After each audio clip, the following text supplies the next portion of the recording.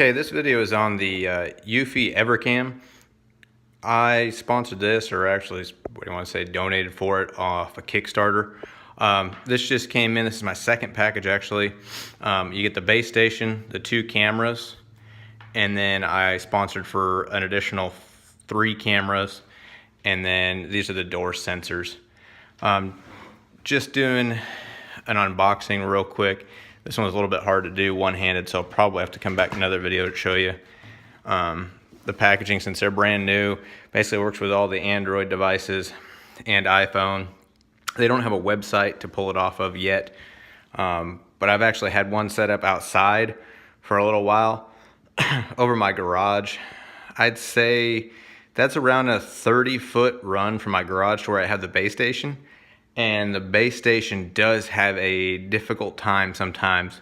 It's got better with the recent update that it's actually able to pick up on my phone.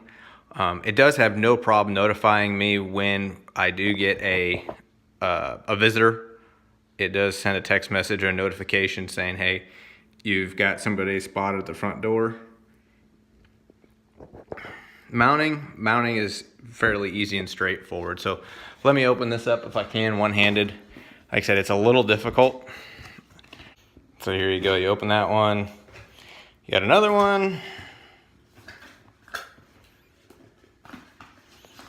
This just has all the stickers and instructions on how to open it and how to set it up and all that good stuff.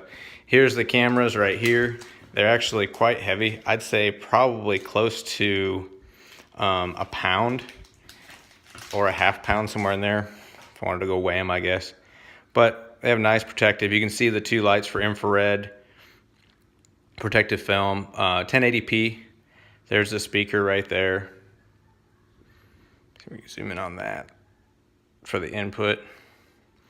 Back here is where you can have you can actually screw it into the mount or magnetic mount. And then the other thing here, this is your charging port. Sorry, it's a little difficult to get to as well. They did a good job at sealing it up though. So there, you put those on the charging port. I left mine on for 24 hours. I do not know what the minimum time is, but I've just left mine on for 24 hours. There's a sync button right there. So when you actually get them charged and you want to charge them to the base station or sync them to the base station, you hold that. The base station will tell you what to do from there. From here, here's the base station. Again, it is really light. I'm going to say that's probably 2 inches wide by 4, 5, 6 inches tall. On the back side, obviously there you do for your sync is from the left to right. Sync, that's your power. IQ, I do not know at this point right now. The network connection, obviously I have it right in the back of my router. And then the SD card, I've got an expandable SD card to give, I think 128 gigs for recording. And then on top here, they have the sync. You push that when you initially start it up. For as far as the recording goes, it only records events, or if you manually hit record, but it only records events like if there are movements detected and such like that. That's what it records. Here is one of the mounts for the walls. I mounted one of these in the wall today, so here, let me get this thing out of there. It's a round sphere. There's the triangular backer that goes into the wall, which is this piece right here. You fasten it to the wall this way. This is to the top. And as you can see, it then sits on top of this. This would mount to your wall. Boom, slide it down. It does leave a little bit to be desired, if you will, because it's relying on the weight of the camera to hold it down, and this pushing against the wall. I would much rather see the top portion more of like an angled, so that way when you set it, you actually wedge it in there like a true cleat type system. This is just relying, as you can barely see, it's flat. There is nothing to wedge there. It's just relying on energy, or sorry, on weight of the camera. So let me just show you. So, I mean, you can see it is strong. It holds, but when you're trying to adjust the camera inside, it pulls off the wall. But if you don't like that, then you can go, they gave me 2 of those mounts. There's another mount they got in here. This one right here. Right here, it has a screw inside of it. So this right here. That screws to the back of the mount, or back of the hole you saw. This has 2 holes. You screw it to the wall or whatever mounting surface. Obviously, it needs some backing. They do give you cheap drywall anchors to use if you need to. All right, trying to pick up where we left off here. In this box, there's also the cord. That's the power cord for the base station.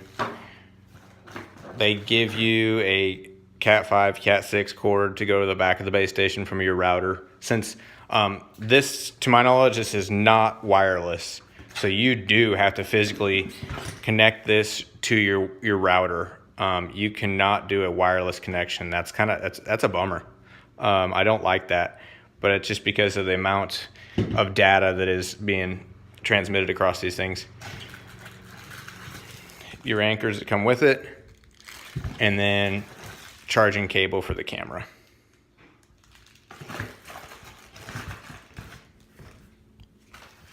So I'm going to put that stuff away for right now. Right here, this is the sensor for the door sensors. They're actually fairly cheap, which, I mean, it's a home system. That's what you get. I wouldn't think like your Brinks Home Security and some of those, they use the same thing. I'm in construction. I've used, installed security on government installations. They use obviously a lot more. I mean, some of these sensors they use on government installations are probably around $600, $700, $800 a piece. And these things are probably, I don't know, $10-ish a piece. They're truly plastic. Let me open it up real quick. Here it is, unboxed and opened up.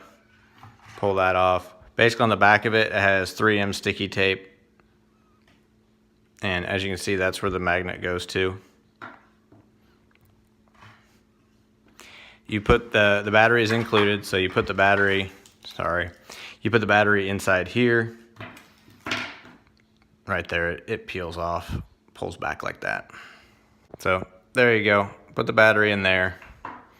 This is the other side, right here is the other side, the magnet that goes on the door. So I'll kind of show you what I've got on my house already.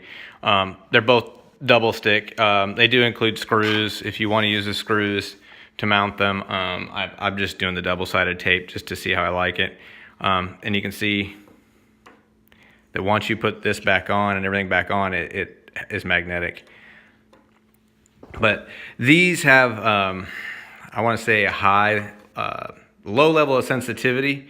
They actually, the instructions say to be within 1.6 inches of this. These two have to be a maximum of 1.6 inches apart. That's a lot as far as the security standard, industry standard is. That means this can be moved a lot. So that's why it's, the way I did it is I kind of actually, when you have the battery on or in here and this thing working, this light will go on for a second when the door is opened and then go back off when the door is closed. But what I did is I actually made mine so I actually had the furthest gap, so like 1.25 inches or whatever away, and I just used the phone app to set it up. It's really easy to set up, but the reason I did it and had it that far away is that way if the door is ever opened, it goes off right away rather than somebody trying to would be able to trick it, if you will. But again, they're basically a magnet inside here. That's it. That's all this thing is a magnet inside here. This is really just a magnetic, in here, a magnetic read sensor. You could get these at any type, I don't know, security store or whatever. But since they're built into Eufy and have their name, they all work. Okay, so I went ahead and put the battery in it, and you'll kind of see what I'm talking about here is when you pull it away, see the quick blink, put it back, it's closed. Pull it away, door is open, it stays off. But then once you bring it within 1.5 inches of each other, or 1.6 inches, then it turns back on open, closed, open, closed.